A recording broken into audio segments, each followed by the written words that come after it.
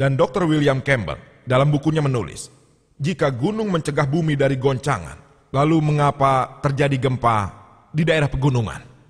Saya jelaskan, Quran tidak pernah mengatakan gunung mencegah gempa bumi. Gempa itu zilzal. Dan jika Anda melihat di definisi kamus Oxford, dikatakan bahwa gempa disebabkan oleh ledakan kulit luar bumi karena pelepasan tekanan gelombang seismik, karena retaknya bagian dalam batu atau karena reaksi vulkanik.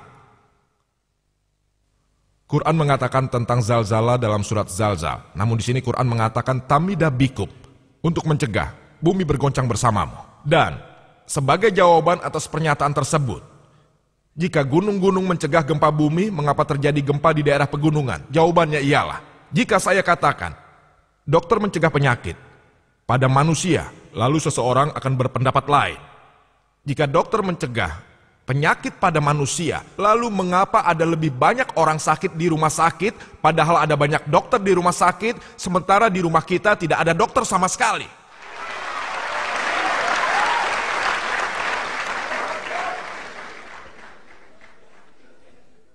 Di bidang kelautan, Quran yang mulia mengatakan dalam surat Furqan 25 ayat 53, bahwa Allah lah yang menciptakan dua macam air, satu manis dan enak, dan satunya asin dan pahit. Keduanya dapat bertemu, tapi mereka tidak akan bersatu karena ada rintangan yang tidak bisa dilalui. Dalam surat Ar-Rahman 55 ayat 19 dan 20. Marajal bahroini yaltaqiyan, bainahuma barzahul la yabqiyan. Allah lah yang telah membuat dua macam air mengalir. Meskipun keduanya bertemu, mereka tidak dapat bercampur, sebab di antara mereka ada rintangan yang tidak bisa dilewati. Sebelumnya para komentator Quran penasaran, apa artinya Quran? Kita mengetahui tentang air manis dan asin, namun di antara keduanya ada halangan, mereka tidak bercampur. Saat ini setelah kemajuan ilmu kelautan, kita tahu bahwa kapanpun satu jenis air mengalir ke jenis air yang lain, air itu kehilangan unsur pokoknya dan menjadi sama dengan air yang mengalir. Ada daerah yang lebih homogen, yang dimaksud Quran dengan barsak, rintangan tak terlihat. Dan hal ini telah diakui oleh beberapa ilmuwan, bahkan pakar ilmu kelautan yang dari Amerika, yaitu Dr. Hay. Kalian tahu kan? Dr. William Campbell menulis dalam bukunya, ini merupakan fenomena yang dapat diamati. Nelayan masa itu tahu kalau ada dua macam air, asin dan manis. Jadi Muhammad selama ekspedisinya ke Syria mungkin telah melewati laut atau berbincang-bincang dengan nelayan-nelayan ini. Air manis dan asin merupakan fenomena yang dapat diamati, saya setuju. Tapi orang-orang tidak tahu kalau ada rintangan yang tidak terlihat sampai saat ini. Poin ilmiah yang perlu dicatat di sini adalah barzak, bukan air manis dan asin. Mengenai embriologi, telah dijelaskan oleh Dr. William Campbell selama kira-kira separuh pembicaraannya. Waktu rupanya tidak mengizinkan saya untuk menanggapi setiap hal kecil yang tidak logis. Saya hanya akan menanggapi dengan singkat, yang semoga memuaskan Anda semua. Untuk lebih jelasnya, lihatlah video saya Quran dan Ilmu Modern dan juga mengenai Quran dan Ilmu Medis. Ada satu kelompok Arab yang mengumpulkan data mengenai isi Al-Quran dan hadis yang berkaitan dengan embriologi dan mereka menyampaikannya pada Profesor Keithmore. Beliau adalah ketua jurusan anatomi di Universitas Toronto, Kanada. Dan saat ini beliau merupakan salah satu ilmuwan terbaik dalam bidang embriologi. Setelah membaca berbagai macam terjemahan Quran, dia diminta untuk mengomentarinya. Dia berkata, sebagian besar ayat Quran dan hadis sangat sesuai dengan embriologi modern yang ada sekarang. Namun, ada beberapa ayat yang tidak bisa saya katakan apakah ayat-ayat itu benar atau salah, karena saya sendiri tidak tahu. Ayat yang dimaksud adalah ayat pertama Quran yang terdapat dalam surat Al-Iqra dan surat Al-Alaq 96 ayat 1 dan 2 yang isinya, Iqra bismi rabbikal ladzi khalaq, khalaqal insana min 'alaq. Baca, katakan dan nyatakan dengan nama Tuhan yang menciptakan. Yang menciptakan manusia dari sesuatu yang lengket, lintas seperti substansi. Berkaitan dengan pernyataan Dr. William Campbell, untuk menganalisa arti sebuah kata, kita harus melihat makna pada saat kata itu diucapkan, yaitu saat buku itu ditulis. Dia benar kalau mengatakan bahwa untuk menganalisa makna, kita harus menganalisa makna pada saat kata itu diucapkan dan akan dikatakan pada siapa kata tersebut. Jika pernyataannya itu dicermati, mengenai Injil, saya sangat setuju mengenainya. Karena Injil hanya diperuntukkan untuk keturunan Israel pada saat itu. Ini dijelaskan dalam ajaran Matius 10 ayat 5 dan 6. Yesus menyerukan pada murid-muridnya, janganlah berada di jalan orang kafir. Siapa saja orang kafir itu? Mereka adalah orang non-Yahudi, orang Hindu, dan orang Muslim. Pergilah hanya ke domba tersesat dari rumah Israel.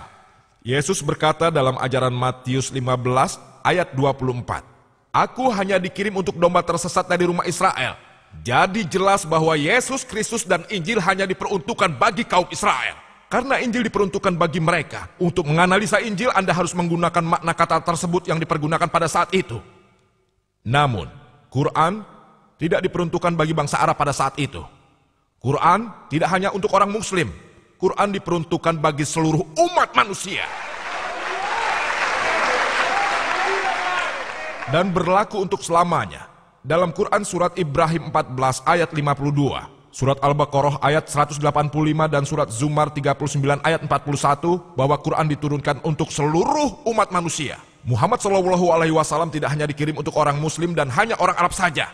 Allah berfirman dalam surat Al-Quran surat Al-Anbiya 21 ayat 107. Wa ma arsalnaka illa rahmatan lil alamin. Kami telah mengutusnya sebagai rahmat, pedoman bagi seluruh umat manusia. Jadi apa yang dimaksud dalam Al-Quran, Anda tidak dapat membatasi maknanya hanya untuk saat ini, karena Quran adalah untuk selamanya.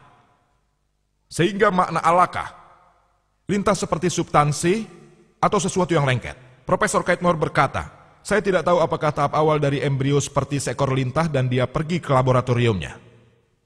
Kemudian dia menganalisa tahap awal dari embrio di bawah mikroskop dan membandingkannya dengan foto seekor lintah dan dia tercengang akan kemiripannya. Ini adalah foto seekor lintah dan ini embrio manusia. Yang Dr. William Campbell tunjukkan pada Anda adalah perspektif lain dari yang ini. Buku ini akan terlihat persegi panjang, tapi kalau begini, perspektifnya berbeda.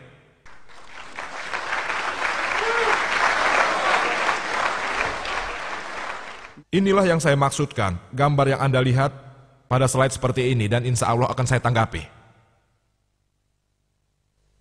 Profesor Keith Moore, setelah 80 pertanyaan ditanyakan padanya, dia berkata, jika Anda menanyakan pada saya 80 pertanyaan ini 30 tahun yang lalu, saya tidak akan menjawabnya lebih dari 50%. Karena embriologi baru berkembang 30 tahun yang lalu. Dia mengatakan hal ini tahun 80-an.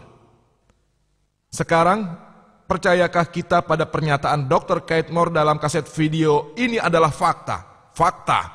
Annahul haq. Jadi apakah Anda lebih mempercayai percakapan pribadi Dr. William Campbell dengan Profesor Keith Moore? Atau pada apa yang disebutkan di buku ini? Yang ditulis dengan sudut pandang Islam juga foto yang telah saya tunjukkan pada Anda. Serta kaset video yang Anda lihat sendiri. Putuskanlah sendiri.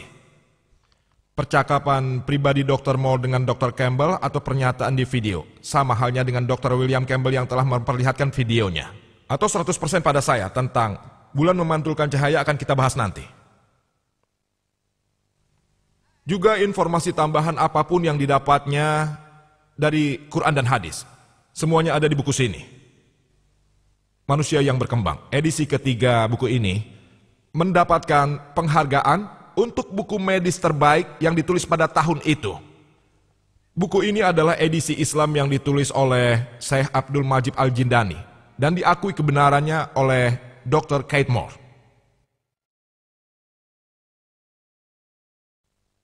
Dalam Quran, surat Mu'minun 23 ayat 13 dan surat Hajj 22 ayat 5, serta ayat-ayat lainnya dalam Quran yang mengatakan kalau umat manusia diciptakan dari nutfah. Dalam bahasa Arab, artinya suatu kuantitas yang sangat kecil. Dan kita tahu, pada saat pengeluaran mani dari berjuta-juta sperma yang ada, hanya satu yang diperlukan untuk membuahi telur. Dan Quran mengacu pada nutfah. Quran menyampaikan dalam surat Sajdah 32 ayat 8, kami telah menciptakan manusia dari sulalah. Bagian terbaiknya yaitu hanya satu sperma dari jutaan sperma lain yang dapat membuahi sel telur. Quran merujuk pada sulalah. Dan Quran dalam surat Insan 76 ayat 2 menyebutkan,